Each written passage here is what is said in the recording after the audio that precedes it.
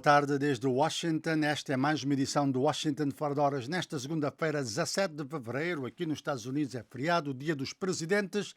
A Voz da América, desde os Estúdios 18, leva-lhe as notícias nos próximos 30 minutos através da nossa página voaportugues.com, também no Facebook VOA Português e ainda no nosso canal no YouTube VOA Português. Eu sou Álvaro Lugero Andrade, a realização é assegurada pelo Paulo Faria, Joe Gill está na técnica. Vamos aos principais títulos desta emissão. Em Angola, 5 pescadores desaparecidos há 10 dias no mar do Namíbia encontrados com vida. O presidente de Moçambique admite reduzir ou cortar o imposto sobre valor acrescentado nos produtos da cesta básica. Autoridades cabo-verdianas confirmam casos de peste suína africana. Secretário do Estado americano diz que Hamas tem de ser eliminado e hoje encontra-se com autoridades sauditas. Falaremos também do mandato do presidente angolano à frente da União Africana. Estas as notícias que iremos envolver nos próximos minutos. Uma correção, Jaime Faria, o nosso produtor e realizador, e não Paulo Faria, que foi um antigo colega aqui na Voz da América. Começamos em Angola, no mar do Namibe, 5 pescadores desaparecidos a bordo de uma embarcação artesanal há cerca de 10 dias foram encontrados e resgatados ontem pela tripulação de um navio petroleiro da Sonangol a 65 milhas da costa. O resgate, segundo o Novo Jornal, aconteceu de madrugada. Eles se encontravam à deriva desde o dia 7 e estão bem de saúde. Nos últimos tempos, vários barcos têm desaparecido no mar do Caribe, no mar do Namibe, e há casos de pescadores desaparecidos até mortos. Muitos deles nunca regressaram com vida e a Capitania dos Portos voltou a emitir ontem mais um aviso para que os pescadores sigam as orientações das autoridades. Enquanto isso, na província do Kwanza Norte, foram detidos ontem vários cidadãos, incluindo 2 deputados da UNITA, quando tentavam manifestar-se contra a morte de idosas naquela província. O próprio governador admitiu, como nós dissemos na sexta-feira aqui na nossa emissão do Washington Fora de Horas, que as mortes de camponeses estão a preocupar as autoridades naquela província. Desde dezembro, essas mortes ascenderam a 13 na província do Kwanza Norte. Uma nota da UNITA divulgada hoje, indica que os deputados Francisco Fernandes Falua e João Quipipa Dias, do Círculo Provincial do Kwanza Norte, no entanto, já estão em liberdade depois dos protestos na cidade de Ndalatando. Uma delegação do grupo parlamentar da UNITA está no local para investigar esta situação de ontem e na nossa emissão de rádio, a partir das 18 horas de Angola, iremos trazer mais detalhes dessa situação, tanto da morte das camponesas como da prisão de deputados da UNITA. África Agora, o espaço de debate que dá voz às tuas preocupações. Envia perguntas e comentários para o WhatsApp da Voz da América, +1 202 251 9466. Especialistas convidados da Voz da América irão comentar com moderação dos jornalistas da Voz da América. África Agora, um debate sobre temas atuais da África lusófona, à sexta-feira na Voz da América. E se não viu a edição anterior e nem ouviu a edição anterior do África Agora, pode ir à nossa página voaportugues.com, assim como na nossa página no Facebook, VOA Português, e o nosso canal no YouTube, VOA Português, e para assistir ao África Agora. Na sexta-feira passada, o nosso convidado foi o jurista moçambicano Ângelo Nkutumula, radicado aqui nos Estados Unidos, e que falou sobre a capacidade de resposta dos países africanos, particularmente da língua portuguesa, de acolher cidadãos deportados dos Estados Unidos. São 8 horas e 34 minutos aqui na capital americana, feriado, Dia do Presidente. Mais em frente iremos falar do mandato do presidente de Angola, João Lourenço, agora à frente da presidência executiva da União Africana. Mas primeiro vamos para Moçambique. O presidente Daniel Chapo admitiu na capital da Etiópia ontem, Addis Abeba, a possibilidade de retirar o imposto sobre valor acrescentado, o IVA, em produtos de primeira necessidade e a intervir para reduzir os preços dos combustíveis, visando aliviar o custo de vida.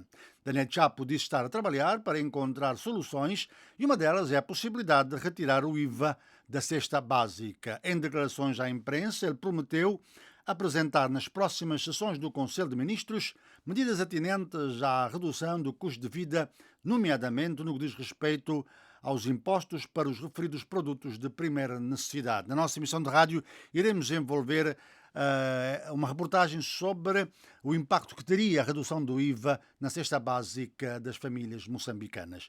Ainda sobre Moçambique, os cortes da ajuda da Agência Internacional dos Estados Unidos para o Desenvolvimento, a USAID, ao exterior, afetaram um programa de circuncisão masculina em Moçambique no valor de 10 milhões de dólares. Na lista dos programas cancelados, o de circuncisão médica masculina voluntária em Moçambique é um dos 15 eliminados em países africanos, asiáticos e também europeus. Continuamos aqui o Washington for Nós. Não esqueça que pode enviar aí os seus comentários para a nossa página no Facebook, VOA Português, e mais à frente ele ler os seus comentários. Nós priorizamos sempre os comentários que fazem às nossas notícias, ou então notícias que podem trazer da sua cidade e do seu país. Continuamos falando também de Moçambique, agora sobre o congestionamento do tráfico que se caracteriza por quilómetros de filas de caminhões de carga no acesso ao Porto da Beira, ao Oceano Índico, provocado pela fragilidade nas infraestruturas do porto, que continua a causar perdas de receitas em toda a cadeia de transportes e a forçar empresas de logísticas a trocar as suas operações para outros portos da região, como os da África do Sul e também da Tanzânia, o que leva Moçambique a perder dinheiro. O autarca da Beira afirma que, além de perdas económicas, o problema tem afetado o sistema de recolha de lixo e acusa o governo central de resistir à construção de uma via exclusiva para o acesso dos caminhões ao Porto da Beira, na província moçambicana de Sofala. André Catoeira tem a reportagem.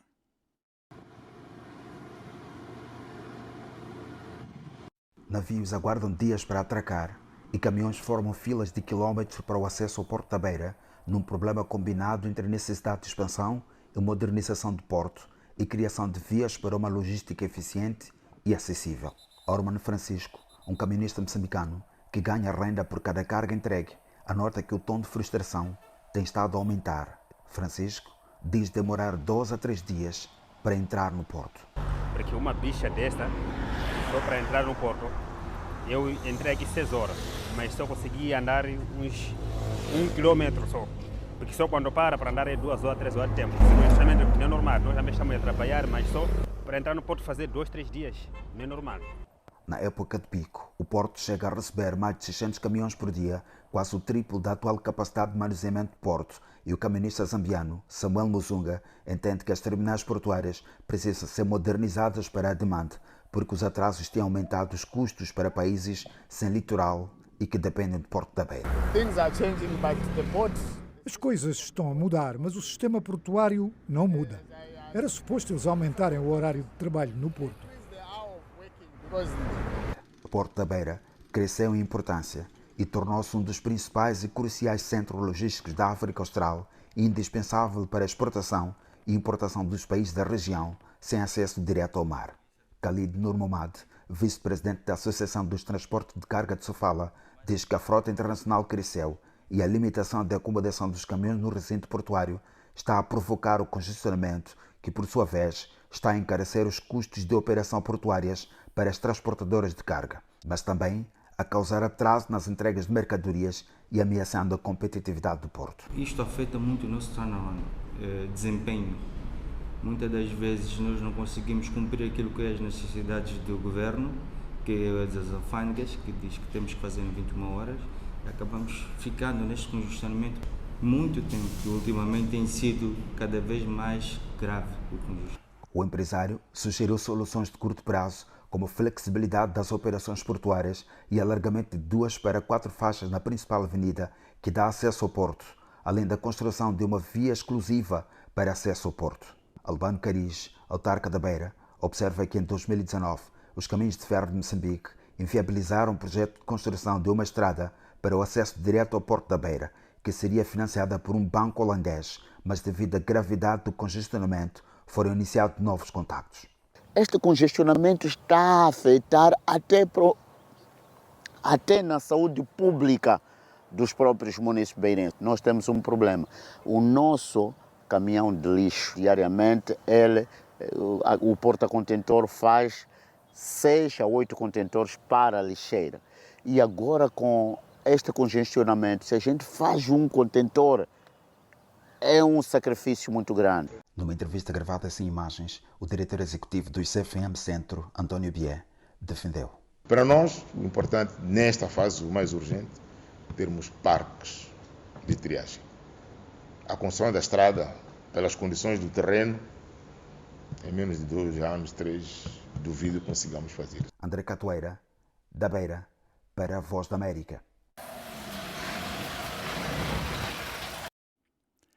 Esta reportagem e várias outras estão na nossa página voaportugues.com, bem como no nosso canal no YouTube, VOA Português, também no Facebook, VOA Português, e quero relembrar que igualmente estamos em todas as plataformas digitais VOA Português, na nossa página voaportugues.com. Apenas um alerta, se entrar na nossa página no Facebook agora e encontrar uma imagem diferente deste programa, é um erro técnico que estamos a tentar ultrapassar ainda durante esta emissão do Washington Fora de Horas. Como os internautas da Voz da América sabem, desde sexta-feira ou antes estamos a cobrir que João Lourenço iria assumir a presidência executiva da União Africana a partir de sábado passado, durante o próximo ano, e ele assumiu mesmo e fez um discurso que está na nossa página, que pode ir ver aí na nossa página de ontem, vai encontrar este discurso de João Lourenço. E ele anunciou, ao assumir a presidência, trabalhar o serviço da paz e segurança no continente. No seu discurso, Lourenço abordou também o tema das reparações, a importância do investimento estrangeiro no continente e fez uma forte ênfase no tema do desenvolvimento económico, de querer evitar, acabar com as forças de bloqueio e também apostar em desenvolvimento do continente, propondo implementar políticas económicas e sociais que abram as portas para o progresso africano. No entanto, o presidente Lourenço vai enfrentar situações de muita insegurança no continente. Na República Democrática do Congo, um caso que ele teve à frente como mediador que não resultou, a situação no Sudão e várias outras crises regionais que ainda existem no continente. A nossa colega Paula Alves Silva falou com Eugênio Costa Almeida, ele é investigador do Centro de Estudos Internacionais do ISTE, em Portugal, e ele na entrevista disse que João Lourenço vai ter dificuldades em resolver particularmente também o conflito da República Democrática do Congo e deixa algumas ideias. Só poderá haver paz quando 2 dos principais contentores decidirem deixar de ser as figuras paradigmáticas, dinâmicas do conflito. Tshisekedi e principalmente Paul Kagame. Sublinho, principalmente Paul Kagame. Porque se Tshisekedi tem o apoio de alguns países africanos, incluindo Angola, Paul Kagame busca apoio fora da África ou junto de alguma elite africana que o vê a ele como o paradigma da anticorrupção, digamos, um autocrata iluminado. E é isso que, de certa forma, as pessoas veem. Quem vai, não conheço, portanto, estou à vontade para dizer, mas quem diz quem vai a Kigali ou outras coisas, é uma cidade limpa, uma cidade gloriosa, uma cidade muito bonita, não vêem nas ruas pedintes, nem sem-abrigos. Para muita gente isso é um país africano. Tem uma situação dessa, para muita gente isso é o máximo. Esquecem-se de todo o resto. Enquanto Paul Kagame e Félix Tshisekedi não deixarem o poder, mas que a RDC consiga ter um mínimo de soluções internas que lhe permita alguma estabilidade, dificilmente haverá paz na área. E isso vai ter implicações, como tem, de vez em quando, nos países limítrofes. Era um investigador angolano, radicado em Portugal, Eugênio Costa Almeida, aqui a falar com Paulo Silva. Agora vamos para Luanda diretamente, também falar sobre este assunto, sobre a presidência de João Lourenço à frente da União Africana, com o nosso já habitual analista político Albino Pakissi. Não era o Albino Pakissi, que vou saltar aí, foi um erro aí na apresentação. Sim, o nosso habitual analista político Agostinho Cicato, que ainda no sábado falava só com o nosso colega Arondipa sobre este ano de mandato do presidente João Lourenço. Doutor Cicato, agora frente à posse já de Lourenço, ao seu discurso, o que é que lhe retém? Ele apresenta uma ênfase muito forte na parte económica, mas a África continua com grandes conflitos de segurança, grandes conflitos entre países, conflitos quase regionais, como no conflito entre a República do Congo e o Ruanda. Também falamos do Sudão ainda, alguns conflitos também no Sahel, a presença de grupos terroristas. Com toda esta panóplia de conflitos, que espaço fica para João Lourenço, apenas um ano, lançar uma ambiciosa agenda económica? Desde já, muito obrigado pela sua presença uma vez mais. Obrigado a todos que nos ouvem e nos acompanham. Para dizer que o presidente João Lourenço, de facto, tem um desafio maior. Portanto, são apenas 12 meses e 12 meses com desafios internos também no país e agora com outros desafios maiores do continente. Portanto, é uma responsabilidade relevante.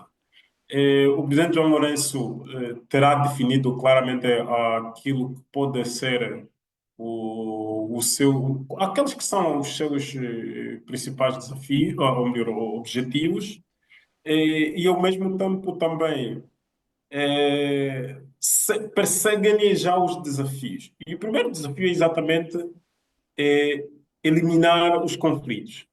Portanto, qual é a fórmula que se deve utilizar para eliminar seus conflitos em África? Portanto, nós temos esse grande problema. E principalmente aqui na região, no sul do Saara, onde cada vez mais os conflitos são latentes. Portanto, qual é a fórmula?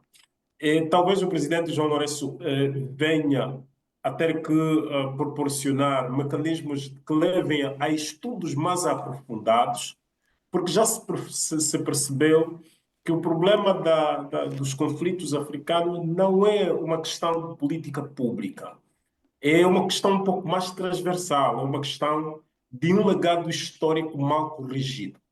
E, portanto, se o presidente João Lourenço conseguir, ao longo deste tempo, não só atrair o investimento para o continente africano, permitindo que o continente, de certa forma, em determinados aspectos, se torne autônomo, mas também permitir que se faça investigação, um estudo aprofundado, essencialmente da história da África e da cultura da África. Portanto, se estudar aprofundadamente isto, vai-se encontrar a raiz do problema. De contrário, o que é que vai acontecer? Vão acontecer essas medidas paliativas, como acontece agora com este fracasso na República Democrática do Congo e nos outros estados, em que começa-se a resolução de um problema, às vezes com os atores que não são partes do conflito, e no final das contas, o conflito não termina.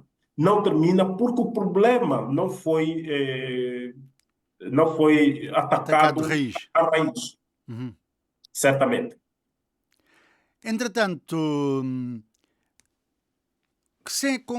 parece que essa receita que acaba de dar é, eventualmente, como diz no início, também para quase todos os conflitos em África. Mas o presidente Lourenço fez uma ênfase muito grande na parte económica, no desenvolvimento da África, dizendo que há que ultrapassar os bloqueios. É interessante que o secretário executivo da Comissão Económica para a África, Claver Gatete, disse que o continente enfrenta barreiras externas e destacou particularmente a extração de minérios sem desenvolvimento. Haverá como avançar com o desenvolvimento da África sem explorar os seus próprios minérios para que os recursos fiquem no continente e não vão para empresas extra de fora do continente que estão a explorar esses minérios, empresas e países? Pronto, e isto de facto é um desafio que se apresenta mas infelizmente não vai terminar com o mandato do presidente João Lourenço. Portanto, nem sequer a metade disto vai chegar. E por quê? Porque a extração de recursos naturais em África é feita essencialmente por grandes indústrias estrangeiras. E, portanto, há vários interesses estrangeiros aqui no continente. Por isso é que falava de uma correção de um erro histórico. E por quê? O problema da África é um problema que vem lá dos anos 885. Portanto, desde a Conferência de Berlim, e foi apenas, os interesses foram apenas sofrendo mutações. Mutações. Portanto, nesta altura, não é possível, de um momento para o outro, nem em 10 anos, nem em 15, nem em 20 anos, romper com este status quo. Haverá sim necessidade de se encontrar fórmulas de equilíbrio. Portanto, de fazer com que os recursos extraídos em África tragam eles em si o desenvolvimento para o continente africano. Portanto, não vão apenas e depois regressar a serem vendidos ao preço mais caro, portanto, depois de transformados, não é? Portanto, isto aqui é necessário. Esta preocupação do secretário das Nações Unidas para a África é uma preocupação que o continente africano tem como tal, mas não tem na agenda. Portanto, para a execução imediata. Desde logo, o continente, para executar qualquer medida, qualquer estratégia que adote, precisa, a princípio, da autorização de quem vai financiar. Ora, neste momento, quem financia são as instituições internacionais. Estas instituições internacionais, claro, têm os seus interesses, no continente. Portanto, essas são atreladas a determinados países e esses países têm seus interesses. Portanto, aquilo que não for do seu interesse, claramente não vão financiar. Doutor Agostinho Cicato, 30 segundos apenas, porque o tempo é curto. A decisão da USAID, por exemplo, de cortar, por agora, pelo menos, muitos financiamentos a vários países, nomeadamente africanos e outras ajudas, tem levantado um debate com algumas correntes a dizer que agora é o momento dos países africanos serem eles mesmos a gerir os seus destinos, nomeadamente a partir dos seus recursos. Qual é a sua leitura sobre isso? É uma grande oportunidade? A oportunidade mas apanhou os Estados africanos de surpresa. Portanto, não terão tempo suficiente para definir definir estratégias para a execução disso. Na verdade, deixa um hiato importante para os Estados africanos substituírem. Portanto, seria uma oportunidade ímpar. Mas da experiência que se tem do continente africano, do problema da gestão dos próprios Estados, do problema de dificuldades em lidar até com sistemas como a democracia, entre outras formas, e as formas de governos, haverá dificuldades sérias de substituir o apoio da USAID, porque os Estados africanos ainda vivem de corrupção, e é muito difícil nessas situações os recursos serem destinados para essas respectivas áreas e cobrir aquilo que a USAID fazia. Agostinho Cicato, muito obrigado por seu tempo, analista político já habitual aqui na Voz da América, tanto no Washington Fora de Horas como também no nosso programa de rádio. Muito obrigado pelos seus comentários a este assunto e uma boa semana. Muito obrigado.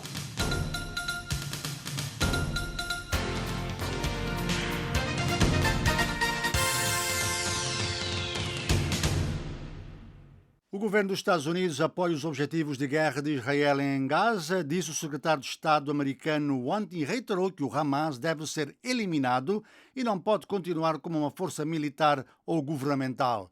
A afirmação de Marco Rubio foi feita em Jerusalém, onde se encontrou com o primeiro-ministro israelita Benjamin Netanyahu no início de uma viagem pela região durante a primeira fase de um tênue cessar-fogo entre Israel e o Hamas que está em curso, que expira dentro de 2 semanas, enquanto decorrem negociações para a segunda parte desse acordo que ainda se desconhece. O chefe da diplomacia americana visita hoje a Arábia Saudita e também os Estados Árabes Unidos. Aqui em casa, o presidente americano assinou um memorando que impõe taxas recíprocas a todos os países que comercializam com Washington, disse a um grupo de jornalistas no Salão Oval da Casa Branca, um assunto que a Voz da América tem vindo a desenvolver, mas também o problema da imigração, o tema da imigração continua atual aqui nos Estados Unidos.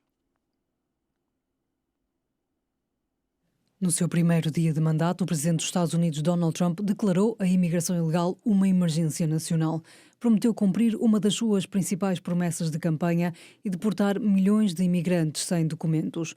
Os advogados dizem que os imigrantes nos Estados Unidos que enfrentam a deportação têm direito a um processo justo.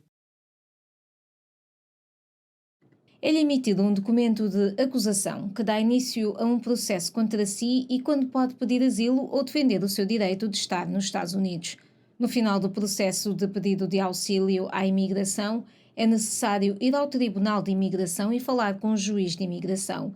Se não ganhar no final desse processo, é-lhe emitida uma ordem de deportação.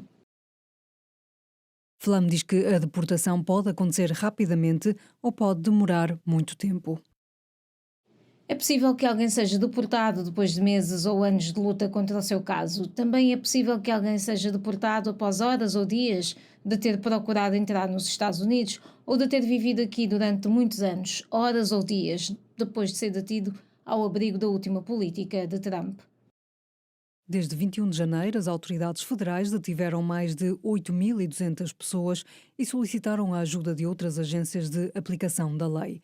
A administração também alargou o uso da deportação acelerada, que permite que os agentes de imigração removam os imigrantes sem documentos sem uma audiência em tribunal. Temos de fazer mais. É para isso que estamos a olhar agora. Estamos a procurar formas de criar mais eficiência para fazer mais. A administração está a utilizar uma base militar na Baía de Guantánamo, em Cuba, para deter alguns imigrantes sem documentos. Esse vai ser outro sítio onde vamos ter 30.000 camas para migrantes. O presidente Trump comprometeu-se a que os piores dos piores vão para Gitmo. Mas os desafios legais já começaram. Um juiz federal do Novo México bloqueou recentemente a transferência de 13 imigrantes venezuelanos para Guantánamo e os defensores processaram a administração Trump por manter os detidos em Guantánamo sem acesso a advogados ou familiares. Esta é a primeira vez na história dos Estados Unidos que o governo dos Estados Unidos detém pessoas em solo americano e as transporta para Guantánamo. Um funcionário do DHS disse à VOA que a Baía de Guantánamo está atualmente a deter indivíduos com ordens de deportação definitivas, incluindo crimes violentos. Enquanto os desafios legais estão a decorrer, a administração continua a aplicar medidas de deportação. Estamos a caminhar para o final desta edição do Washington Fora de Horas. Vamos até a República Democrática do Congo, onde o governo diz que os rebeldes do movimento M23 ocuparam Bukavu, a segunda maior cidade no leste do país, rico em minerais. Dezenas de residentes aplaudiram os rebeldes quando entraram em Bukavu após um dia de marcha desde Goma, que também foi tomado no mês passado. Bernard Macheche Buenamungo, que faz parte da lista de pessoas com sanções do Conselho de Segurança das Nações Unidas por violações dos direitos humanos, incluindo execuções extrajudiciais, prometeu restaurar a ordem em Bukavu. Quando o antigo regime estava no poder, isto era uma selva. Há 100 anos que vivem nisto. 60 anos é demasiado. Vamos limpar a desordem deixada pelo antigo regime. Sabemos que isso vai levar tempo. Se trabalharmos em conjunto, é possível, disse esse porta-voz dos rebeldes, que tem encontrado pouca resistência por parte das forças do governo. O M23 é o grupo armado mais proeminente que disputa o controle de vasta riqueza mineral congolesa, fundamental para a maior parte da tecnologia digital do mundo. Estamos assim a chegar ao final desta emissão do Washington Fora de Horas. Infelizmente, devido a um problema técnico na nossa página, não consigo ler os comentários dos nossos internautas, fica o convite para a nossa emissão de rádio a partir das 19 horas de Moçambique, 18 de Angola, 17 na Guiné-Bissau e São Tomé e Príncipe, 16 horas de Cabo Verde, 1 hora com muita informação e 24 horas. Estamos em todas as plataformas digitais. VOA Português, no Facebook, no Twitter, no X, no Instagram, também no YouTube. Feliz segunda-feira a todos.